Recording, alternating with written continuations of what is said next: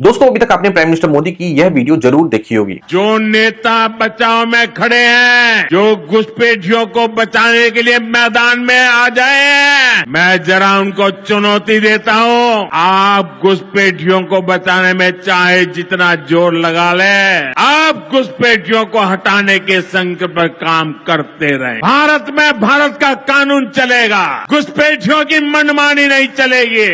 दोस्तों, पुनिया की रैली में पीएम मोदी ने घुसपैठियों को सीधा चेतावनी दी है। यानी अब भारत सरकार की घुसपैठियों के खिलाफ पॉलिसी की खुलेआम घोषणा हो चुकी है। 15 अगस्त को लाल किले से डेमोग्राफिक कमीशन बनाने का ऐलान हुआ, जिसका मकसद है देश के डेमोग्राफिक बैलेंस का अध्ययन करना और गैर कानूनी घुसपैठ पर सख्त एक्शन लेना। पिछले कुछ महीने में एसआईआर, स्पेशल इंटेंसिव रिवीजन जैसी कवायदों से वोटर रोल की चेकिंग तेज हुई और रिपोर्ट्स बताती है कि बिहार में करीब 35 लाख अनट्रेसेबल वोटर मिले हैं, यानी ऐसे पते जिनसे किसी का लेना देना है ही नहीं। यह आंकड़ा यह सवाल उठाता है कि इसमें से कितने नाम गैर स्थायी और गैर कानूनी प्रवासियों के भी हो सकते हैं।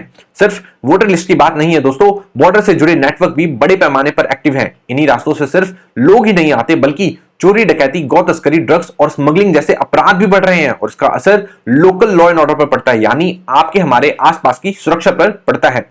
ये चीजें लोगों की रोजमर्रा की जिंदगी को भी हिट करती है। किसान कहते हैं कि जमीन के झगड़े बढ़ रहे हैं, मजदूरों को काम कम मिल रहा है और घर की औरतों को सुरक्षा की चिंता बढ़ गई है। सोचिए, अगर आपके इलाके में अचानक बाहर से लोग आकर बस जाएं और उनके नाम वोटर लिस्ट से जुड़ जाएं, तो रोजगार से लेकर संसाधन तक हर चीज पर दबाव तो पड़ेगा ही। कुछ रिपोर्ट्स में तो यह भी सामने आया है कि कई बार लोकल नागरिकों को ही शक और अपराध के शक में घेरा जाता है और इसका सीधा असर समाज के भरोसे पर पड़ता है। तो दोस्तों, साफ है कि इलीगल इन्फिल्ट्रेशन का मामला लोकल नहीं रहा, यह सीधा सीधा पॉलिटिकल और सिक्योरिटी इशू बन चुका है। आपका इस मुद्दे पर क्या कहना है, मुझे कमेंट सेक्शन में जरूर बताएं।